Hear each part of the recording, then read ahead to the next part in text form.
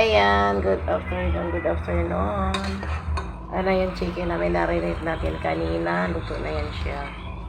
So, meron na siyang ganyan, oh. Ayan. 3 piraso, 4 na pala ito.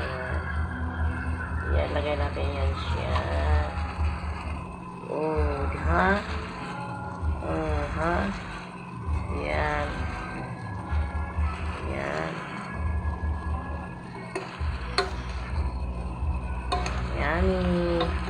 Ice cream yummy. Pasensya na sa sound ko.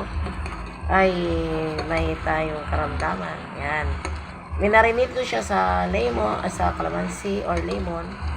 Tapos may oyster sauce. Tapos may timpla na siya na yung pang timpla nyo guys. Turmeric, mga lahat. Yan. Yan na siya. Luto na yan siya guys. Yan. Luto na siya, diba? Diba yummy?